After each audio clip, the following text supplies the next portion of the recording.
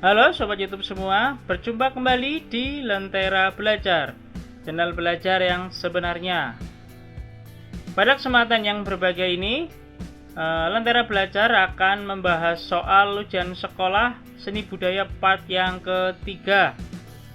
Untuk part 1 dan kedua sudah ada di channel Lentera Belajar, silahkan bisa dilihat.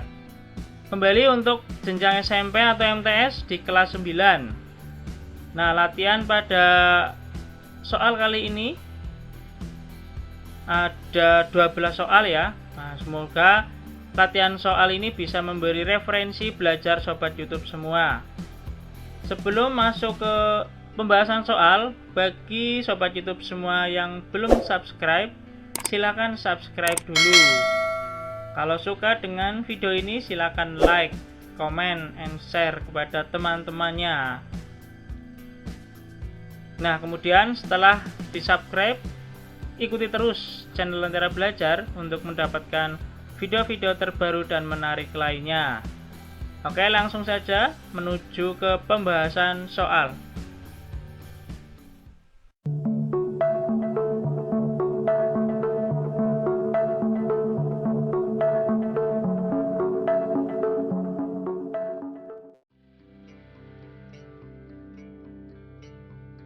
Soal nomor 1. Cara melukis dengan menggunakan bahan cat air dengan sapuan warna yang tipis sehingga hasilnya tembus pandang atau transparan disebut dengan A. Teknik pointillis, B. Teknik mozaik, C. Teknik plakat, D. Teknik akuarel. Jawaban yang benar adalah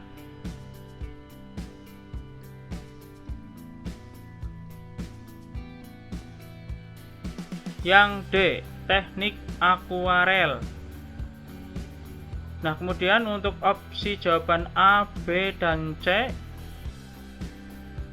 ini merupakan apa?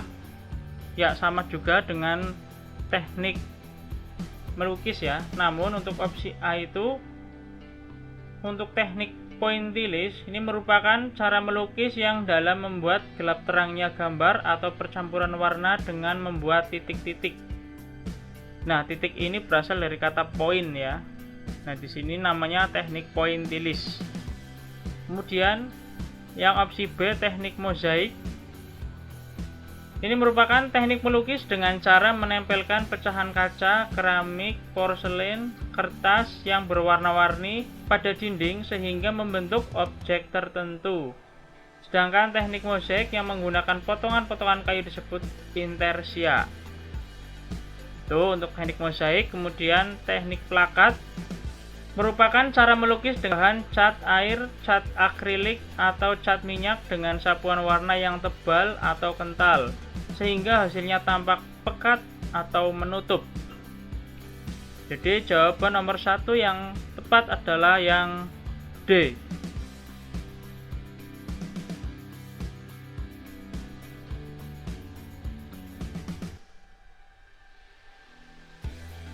Soal nomor 2. Perhatikan gambar di bawah ini. Dari contoh gambar patung di atas, dikelompokkan dalam jenis patung A. Religi, B. Monumen, C. Komersil, D. Arsitektur. Jawaban yang benar adalah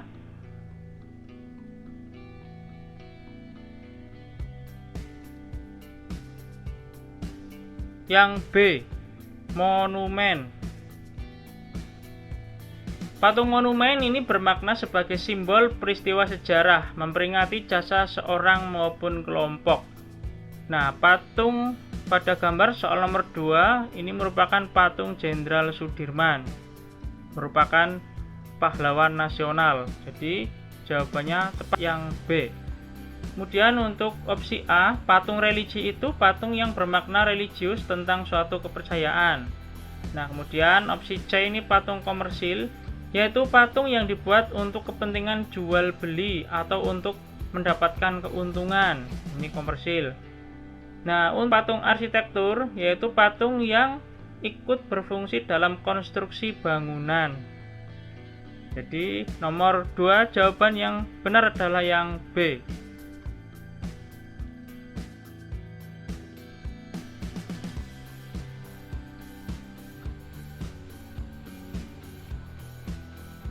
Soal nomor 3, perhatikan gambar di bawah ini. Ada 3 buah gambar.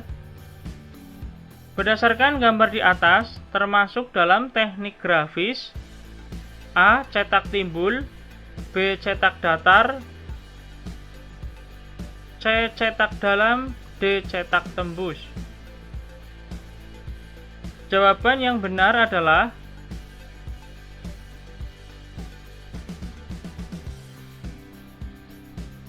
yang C. Cetak dalam. Cetak dalam adalah jenis grafis ya, yang cara pembuatannya memakai plat aluminium. Sudah kelihatan sekali, apalagi yang gambar paling kanan itu plat nomor ya.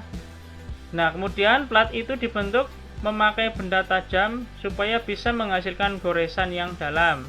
Kemudian goresan dalam plat aluminium diberi tinta dan di atasnya diletakkan kertas yang telah basah. Tinta tersebut akan melekat pada kertas sesuai dengan bentuk goresan yang ada pada plat aluminium. Jadilah teknik grafis seperti pada gambar nomor 3. Jadi jawaban yang tepat adalah yang C.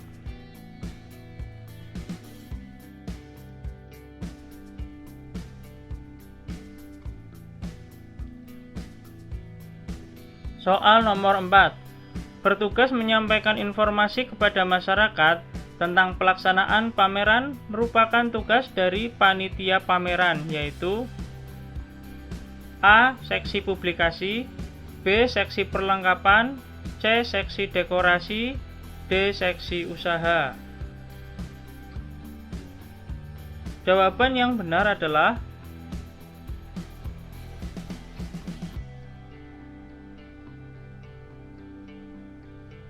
yang A. Seksi publikasi. Nah, kemudian untuk opsi B, seksi perlengkapan bertugas menyiapkan semua perlengkapan dan alat-alat yang diperlukan dalam pameran, mulai dari pengadaan sampai pertanggungjawaban terhadap pengembalian barang. Itu seksi perlengkapan. Kemudian seksi dekorasi bertugas mengatur dan menata ruang pameran agar menjadi indah. Kemudian untuk seksi usaha, ini bertugas mencari dana yang diperlukan dengan cara mencari sponsor atau donatur.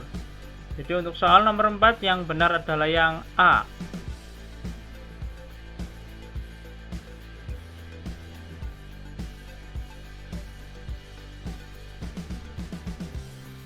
Soal nomor 5. Vokal sering menirukan suara instrumen. Suara penyanyinya biasanya mempunyai karakter vokal yang berat. Harmonisasinya terdengar rumit, memiliki tonalitas yang luas, sering terjadi modulasi atau perpindahan tangga nada dalam sebuah lagu dan ritme, serta melodinya memiliki kecenderungan sering berimprovisasi. Pernyataan tersebut merupakan ciri khas dari lagu: A. Dangdut, B. Rock, C. Jazz, D. Pop. Jawaban yang benar adalah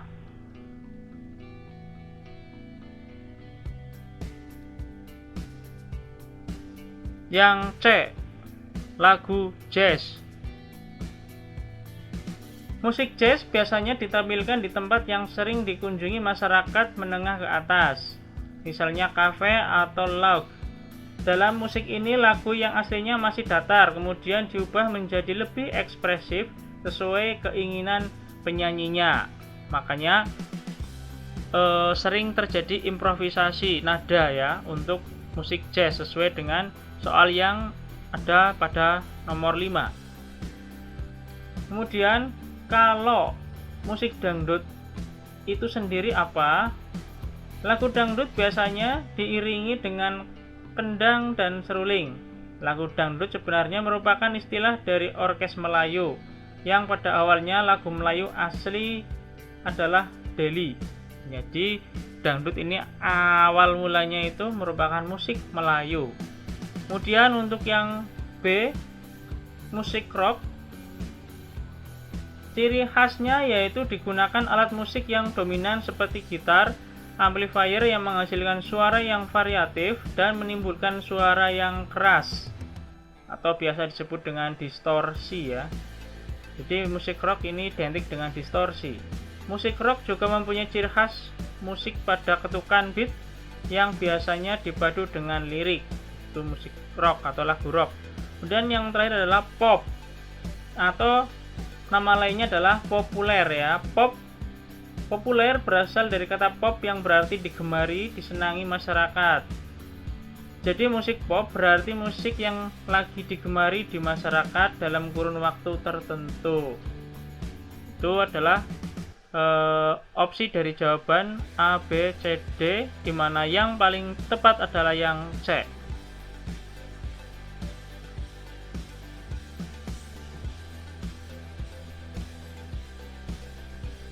Soal nomor 6, dalam vokal group, bagian vokal yang mengharuskan penyanyi menyanyikan lagu dengan nada yang paling tinggi dan powerful dari yang lainnya pada nada-nada tertentu disebut dengan A. Main vokalis, B. Subvokalis, C. Vokalis, D. Lead vokalis.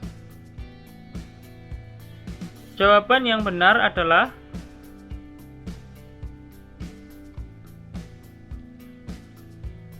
yang D, lead vokalis. Main vokalis adalah bagian vokal dengan nada yang sedang, artinya tidak terlalu tinggi dan tidak terlalu rendah. Biasanya main vokalis grup sering mendapat jatah menyanyikan lagu paling banyak.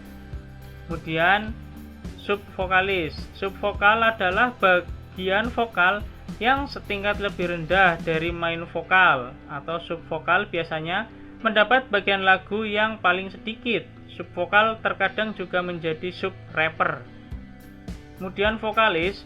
Vokalis adalah bagian vokal yang hampir sama dengan subvokal, hanya saja biasanya subvokal merangkap menjadi sub-rapper.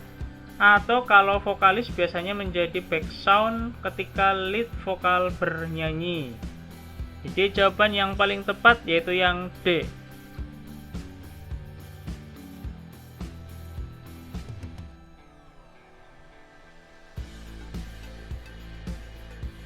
Soal nomor 7, genre musik di Indonesia sangat beragam. Salah satunya yaitu musik keroncong. Musik keroncong pada awalnya berasal dari A. Portugis, B. Kerajaan Mataram, C. Masa penjajahan, D. Belanda. Jawaban yang benar adalah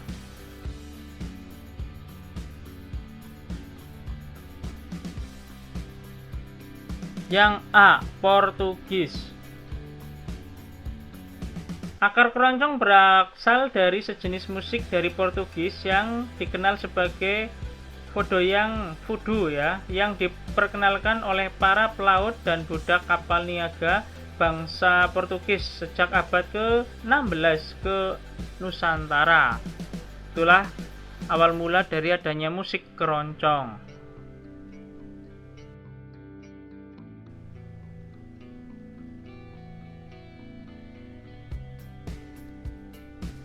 Soal nomor 8, di bawah ini adalah hal teknis yang akan berpengaruh terhadap keberhasilan bermain musik ansambel campuran yang harus dikuasai oleh seluruh pemainnya, kecuali A. Lancar membaca notasi, B. Terampil memainkan alat musik, C. Kedisiplinan, D. Percaya diri dengan penuh.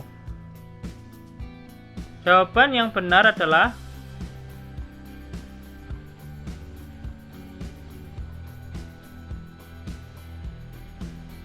yang D. Percaya diri dengan penuh.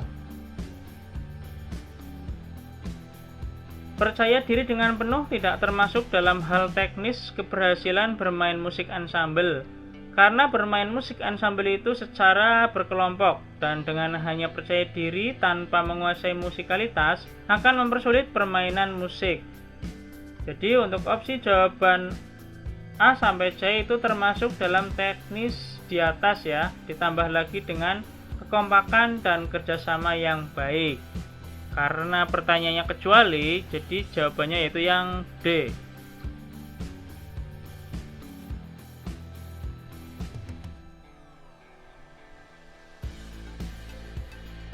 Soal nomor 9. Perhatikan tabel di bawah ini. 1. Balet, tango, flamenco, salsa. 2. Gambyong, tango, salsa, balet. 3. Flamenco, salsa, tango, kecak. 4. Saman, piring, salsa, balet. Berdasarkan tabel di atas, yang termasuk tari modern ditunjukkan oleh nomor A1, B2, C3, D4. Jawaban yang benar adalah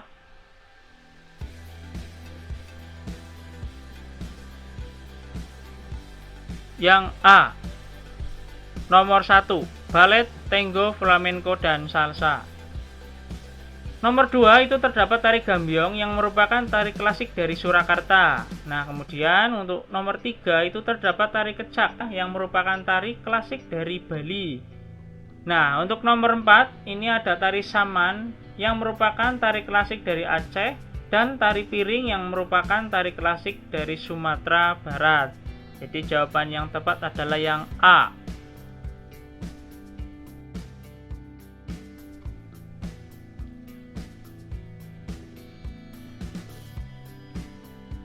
Soal nomor 10. Perhatikan tabel di bawah ini. 1. Tepukan tangan, hentakan kaki, iringan gitar, nyanyian. 2. Jentikan jari, teriakan, hentakan kaki, gamelan. 3. Tepukan tangan, hentakan kaki, teriakan, jentikan jari. 4. Musik calung, tepukan tangan, jentikan jari, teriakan. Berdasarkan tabel di atas, yang termasuk dalam iringan internal dalam tari ditunjukkan oleh nomor A1, B2, C3, D4. Jawaban yang benar adalah yang C, nomor 3.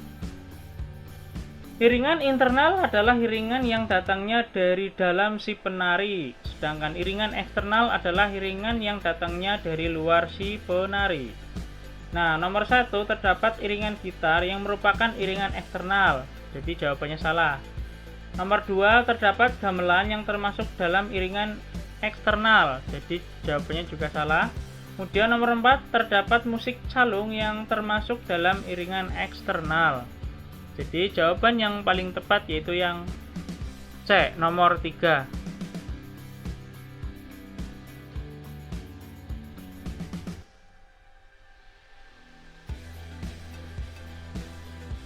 Soal nomor 11, ada beberapa faktor yang berkaitan dengan penggunaan tenaga, antara lain adalah intensitas, yang berarti A. Tekanan penggunaan tenaga tidak rata. B. Banyak sedikitnya tenaga yang digunakan dalam gerak. C. Tenaga disesuaikan dengan durasi tari. D. Cara menyalurkan gerak sesuai dengan desain yang dikehendaki. Jawaban yang benar adalah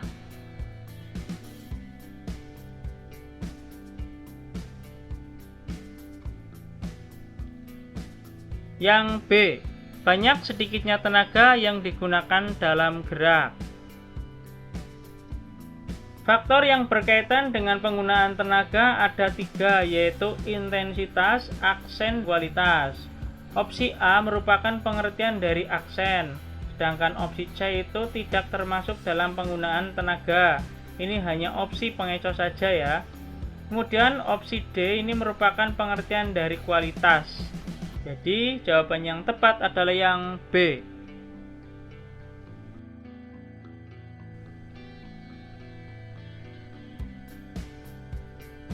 Soal nomor 12. Macam-macam tari di Indonesia ada banyak. Salah satunya yaitu drama tari yang mempunyai arti yaitu A. Jenis tari yang dilakukan secara berganda. B. Tarian yang disajikan oleh 2 orang penari atau lebih secara berpasangan. C. Sajian tari yang mengungkapkan cerita atau peristiwa, baik cerita secara utuh maupun sebagian. D. Tari yang disajikan oleh seorang penari meskipun ada juga tari tunggal yang ditampilkan lebih dari 1 penari. Jawaban yang benar adalah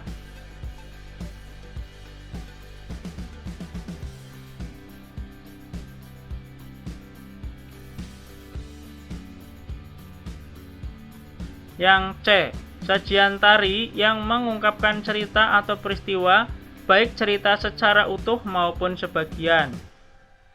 Jadi dalam drama tari terdapat struktur dramatis atau susunan adegan secara kompleks. Untuk opsi A itu merupakan pengertian dari masal, opsi B merupakan pengertian tari berpasangan, sedangkan opsi D pengertian dari tari tunggal. Jadi jawaban yang benar adalah yang C.